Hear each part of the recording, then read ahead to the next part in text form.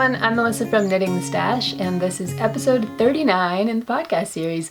This one's all about going pro, and I have a special segment with Spencer, who's going to come on and chat with us for a little while. And I'm also going to talk about my finished object, which is a frozen silver shawl from Suvi Knits. I have a better sweater update for you and a quick giveaway that has to do with going pro. So, jump right into introduction kind of stuff. So thank you for joining me here. I love seeing all of you. I love spending time with you. I've gotten some really cool comments and messages and emails from you guys in the past couple of weeks, so thank you. Thanks for all the support for the yarn venture that's coming up sometime next winter. We talked about slow knitting last time and slowing down for summer a little bit. And thanks for all of your just support, and it's been fun to meet all of you in the Ravelry group. You can head on over there if you want to interact with all the fun Knitting the Stash folks. And you can find me just about everywhere as Knitting the Stash on Instagram and Ravelry and YouTube, obviously, and the blog, which is knittingthestash.wordpress.com. So, let me tell you a little bit about Frozen Silver, and then we'll jump into some fun chitter-chatter with Spencer. So in the first segment of the podcast, I'll tell you a little bit about my finished object, which is Frozen Silver. And this is a really, it's a cool scarfy shawl kind of thing. I'll show you up close. It's mostly garter stitch.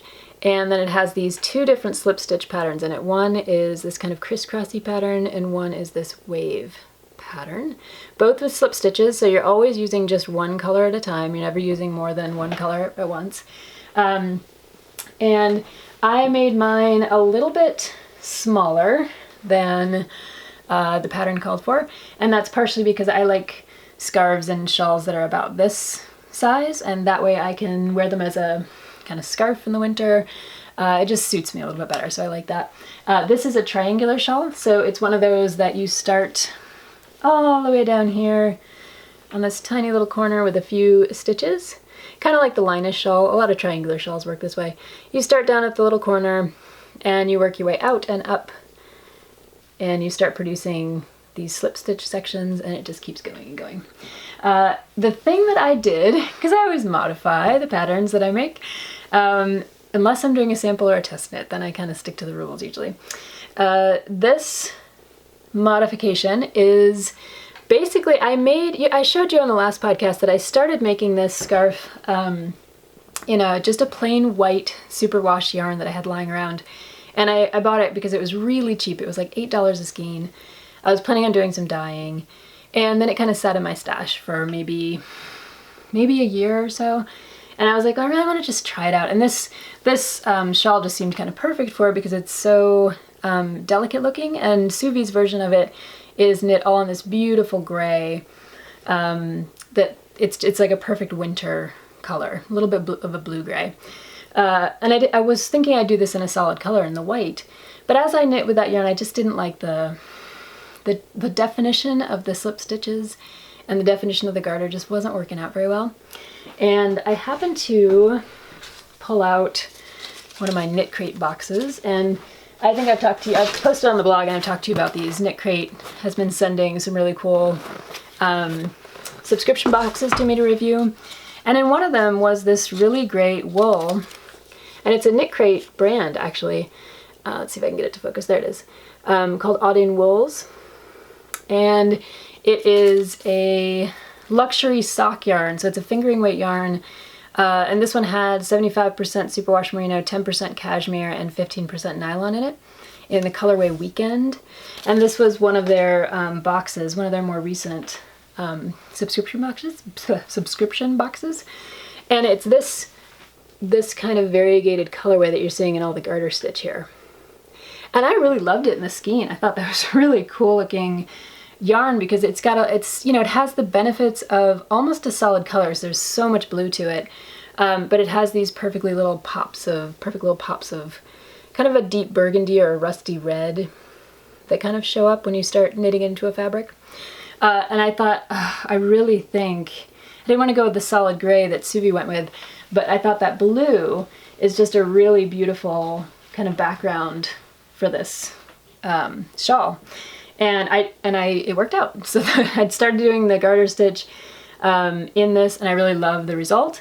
But then when I got to the slip stitch part of the pattern, I thought, what would happen if I mixed together the white with the blue?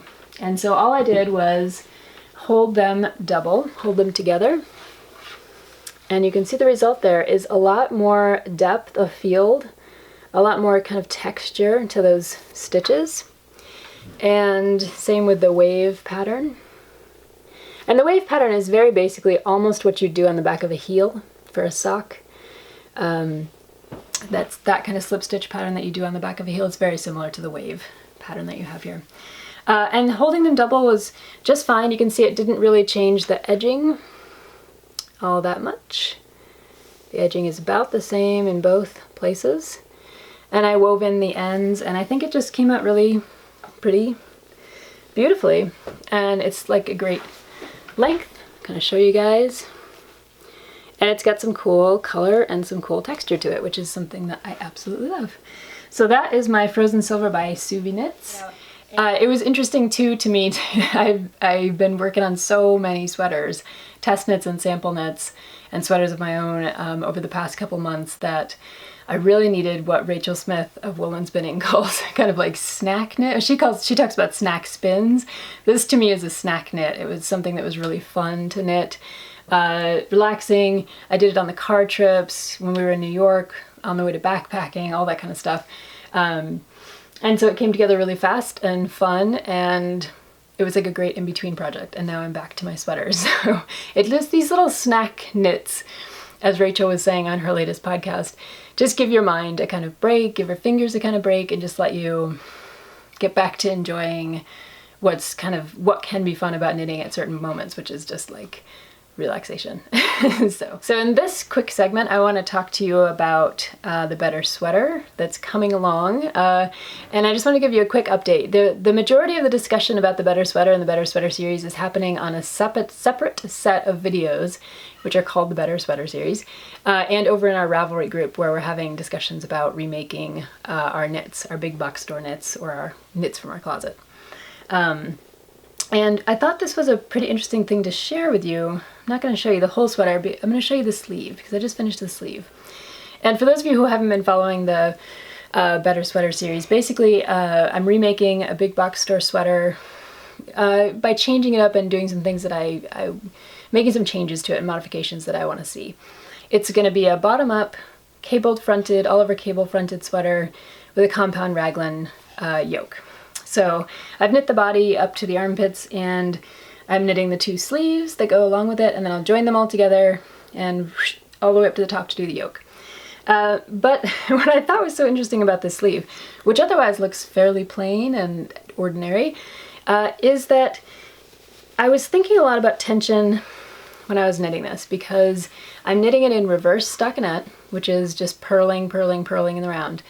And I think of my tension, as pretty darn good. When I am doing stockinette stitch or garter stitch, my tension, I'm not going to say it's impeccable. I'm going to say it's pretty good. And you can see that on this, on things like the sweaters that I've shown. You can see it on the scarf. And if I turn this sleeve inside out to show you the stockinette portion, the tension is not as good as my normal tension. It's okay, but you can see there are some lines here and some runs and things. And there's the normal kind of like, well, are you getting ladders because you're working in the round on magic loop? Sure, that's an issue. But this is what the actual fabric looks like for the reverse stockinette portion. And you can see here I'm switching for the magic loop to try to keep the ladders from happening. But my tension is definitely different with reverse stockinette. And I think it has to do with a bunch of different things, but mostly it has to do with the fact that I have spent 7 years working on knit stitches pretty consistently over and over and over again. I purl every once in a while, just like the rest of us, but I very rarely do acres and acres of reverse stockinette. whereas I have done many miles and acres, however you want to compute it, of regular stockinette. And I think it really is a matter of practice. And so this will show you that even in a person who's been knitting for 7 or 8 years now, the minute you give them a different kind of stitch or a different kind of fabric, you get a slightly, you can get almost like a beginner's texture and fabric going on. Now my hope is that when I wash this, some of the tension issues will relax a little bit and get better. If they don't, luckily I have two different sleeves, they're detached. I could very easily wash this one, see how it comes out, and then make some changes, which is what I might do, because there are options for knitting, as you can imagine, knitting regular stockinette and kind of turning it inside out for your sleeves so that you end up with the reverse stockinette that's produced through your actual stockinette stitch, right? So that it's a little bit more even. I'll keep you guys updated on that, but I wanted to show it to you because I think it's important to remember that, and it's something I talk about a lot on this podcast, that we're all beginners, or we should all be beginners in one way or another, because the more you think of yourself as a beginner, the more you learn, the more you try to perfect things, the more you try to gain different skills, and I feel like I need to sit and knit a lot of reverse stockinette to kind of just bring out my skill level on that in terms of tension, even after 7 years of knitting. So for what it's worth, I thought I'd share it with you. So this is the segment about going pro, not only for knitters, but I brought Spencer in to have a little chat, talk about going pro. And what made me think about this is that we were doing a long drive home from, not backpacking? No, with Zach from Ithaca. And these guys play Fortnite, which is, I don't know if you guys know about it, but it's a funky video game. It's like cross-platform. You can play it on a PC, you can play it on Xbox, PlayStation, on your phone, and it's kind of like taking the world by storm. And there's even a Fortnite podcast about it, and these guys wanted to listen to the podcast in the car. So, but this particular Fortnite podcast was about pro gamers. Like pro gamers were talking about being professional video game players. And it got me thinking, because I started playing some games from my childhood, it got me thinking about when I was a kid, going pro, like as a video gamer, was something my brother dreamed of. Like it was like, if you asked him what he wanted to be, he'd be like, I want to be a professional video game player. I think he still has that dream. Maybe he does. He doesn't do it for a living though. He would, I think.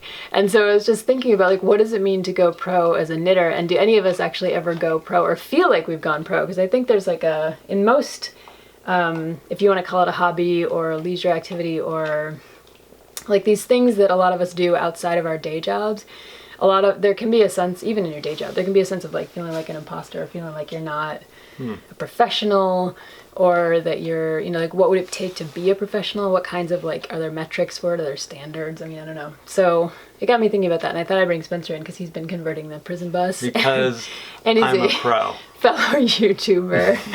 And I thought he might have some thought, and he plays Fortnite, so I thought he might have some thoughts on going I can't believe you told everyone I play Fortnite.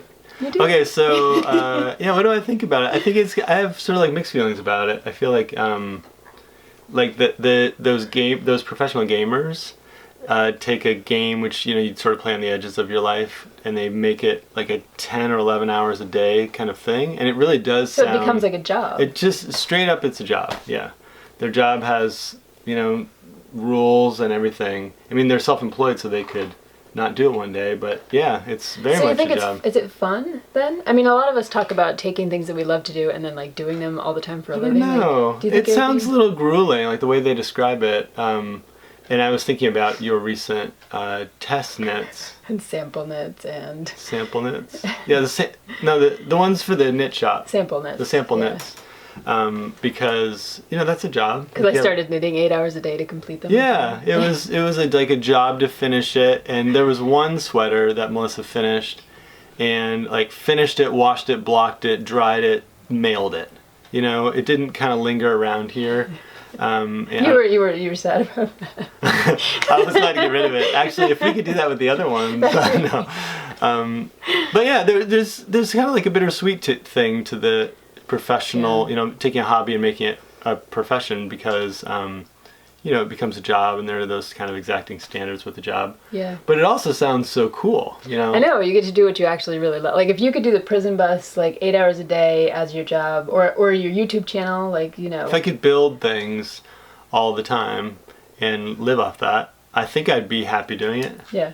But, you know, at the same time, it's like... well, what are the drawbacks? I mean, what would be the pros? Because you were talking about the drawbacks, but what are like the... Well, you have to do it. You couldn't just take a day off or whatever. You know, you'd feel like you really had to do it.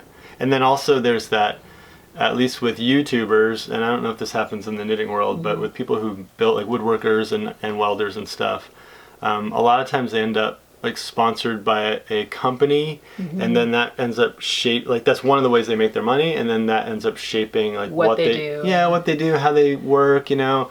They're making a table and next thing they're telling you about Squarespace on their video, and it's just kind of, it just doesn't seem like it's a DIY thing anymore. It's like a bigger... So there are two things. One is that you're project. kind of talking about selling out, and a lot of podcasters and a lot of YouTubers eventually get calls from companies that are like, will you feature my product? Will you do this? Will you do that? You had one of those this week. I had one of those this week from a company that sells like some kind of like collagen juice or something. I'm like, what does that have to do with knitting? CBD oil. Oh yeah, see, it could have been fun. We could have done that on the podcast, just had a drink and see what. You know.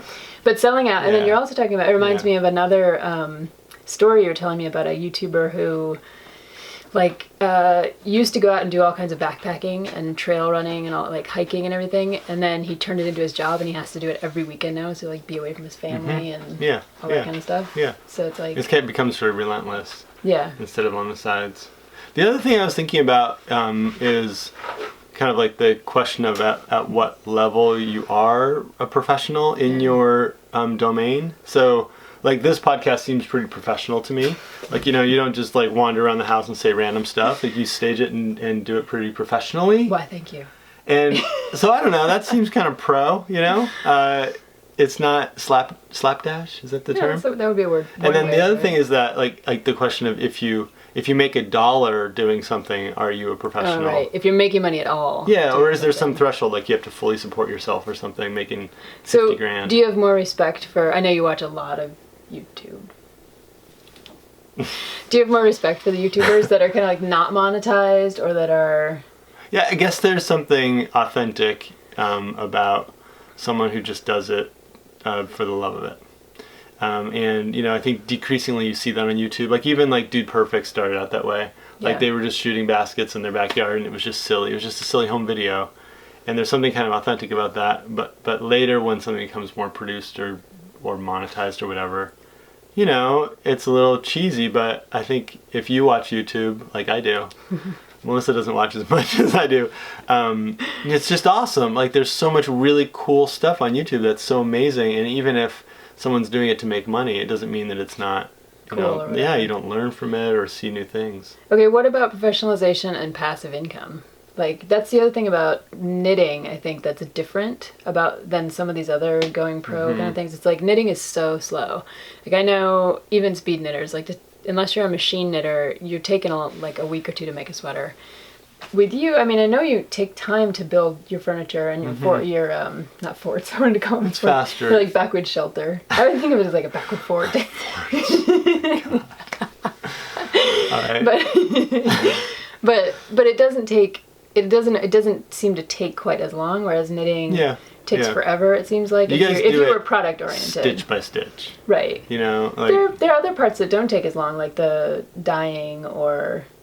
Well, I mean, spinning takes a long time. There's something insane about making something stitch by stitch. We've talked about this before. It's just crazy. It's like emptying a swimming pool with the half of a teaspoon. Yeah. Just. This is what he said to me sometimes. He's like, "Oh my God, how do you do that? The repetition of it." And he's like it's like eating a bowl of soup with a tiny little spoon, like that. Swimming pool. Swimming pool. Okay. Okay, wait. So what's the question? Passive income with knitting? Well, so is it when does it become? I don't know, like. I think with knitting and going pro and expecting a kind of passive income from what you're doing it's just not it's not a reality. But isn't the best passive income with knitters patterns? Yeah, I guess you're right. Books. Yeah, the designs. Yeah. And that's similar. Like I have a couple plans that I just put together and they're up on Etsy. Actually, one's for a drum carter. And it's a cool plan. Check it out. And that, you know, like I spent all the time making a drum carter and the plans and everything, but now. Anytime someone downloads it, I make that becomes passive income. Yeah. So that's kind of the designers of the knitting world versus like being a knitter. But the knitters themselves. I don't think so. Being a dyer, I don't know. I don't even know if does anyone even sell their handmade sweaters? I think some people do. I mean, Like they make it for somebody and they sell it to them? commissioned work. I think I'm sure there are some. So that would be pro. That would be. There's a dog. We have a dog that's a professional barker. Yeah. So I guess my question for you is, well, I guess two parts. One is like what it means to be pro in the knit world, in the world of fiber. You know, because every kind of hobby has different dimensions. And then also if there's like a line where if you're doing one or more of those things, if you cross it, it sort of is no longer a hobby and it's, you know, suddenly become a job that's less fun or something like that. Yeah. And I was thinking a lot about that, like when I proposed this kind of segment on going pro, because it seems like, I mean, there are like, there's master knitter classes and certification, there's master spinner certification, there are people who are out there teaching and earning their living doing all of this kind of stuff, and I think of those people guys, who own knit shops. Yeah, knit shop. I mean, all those different ways that you can be. I would think if you're in the industry, you're a professional, and you've kind of made the transition to like that's your living, is working with fiber. You're either raising it, you're milling it, you're dyeing it, you're spinning it, you're knitting it, something, selling designs for it. So in my mind, that's what it means to go pro, is to just like earn your living from doing this stuff. I don't know. I wonder like how possible it is to do that, and I've been really questioning that for a long time, like whether or not I could do it, because I think that would be kind of fun, and like which way to do it. And you guys have seen a lot of my explorations in that question on this podcast. But then that second question about like when does it stop being fun? I don't know. I think it depends on the person. Like I think it depends on like what their interests are and what their stamina is, and we have a little puppy back here still, and I'm trying to keep her quiet while we talk for this last part. But it depends on the person and kind of like what floats your boat. Like, do you like all the aspects of it, like keeping the books and making the stuff and doing the marketing and all the social media and, you know, everything else? It's like if you love every part of it or most of it, then I think there's probably not a line. But for some people there probably is a line when it, you know, the to-do list piles up and it feels like you have tons of deadlines. Yeah, it just depends. What do you think about I think the same answer. It sort of just depends, and I think she sounds like a Wookiee. You know, for some people, taking their hobby and making it their career or their profession is perfect, a perfect match. And then I think others of us want to kind of keep those two things separate, just so that for the love of it. Yeah, the hobby doesn't get polluted by commerce and all that kind of stuff. So I just think it sort of depends. It depends. It depends on our puppy too. So this chat is probably over because she's gonna go loco any moment. Thanks for having me on the podcast. It was lovely to have you on the podcast. If you don't already, follow me on Instagram or YouTube. Meta Spencer. We're currently doing a prison bus restoration, but other projects in the works too. And I'm an avid knitter every few years. Thank you for coming on. Thank you. I hope you guys enjoyed that segment of chatter between Spencer and I about going pro. And to encourage the conversation, I'd like to offer a little bit of a giveaway, just a little giveaway here. And all I'm asking is for you guys to comment below in this thread or over on the Ravelry group, I'll open up a thread, to this question of like, what does it mean to go pro for you? You can answer any of the questions that Spencer and I were talking about. Leave a comment, you know, things that you've thought about with going pro. Have you thought about going pro? Would you like to? Would you not? What do you think it means? Any kind of commentary on that would be much appreciated, and I'd love to hear your thoughts. So for the winner, I will draw at random in a couple of weeks. It will be a knitting pattern of your choice on Ravelry. So that way it's open to everyone in the world. I can digitally send a pattern to you guys.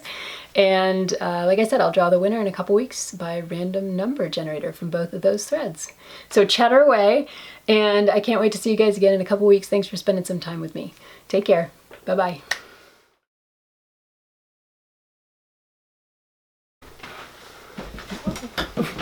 Falling over in this chair thing. Is that right? Did you get the focus? Yeah, the focus looks good. I think, well, it's on me. Should it be on both of us? I think it is. Yeah, we're the same distance. Is your face more focused than mine? I don't think so. Okay. Okay, so this is the... let me just like... Jiu-jitsu.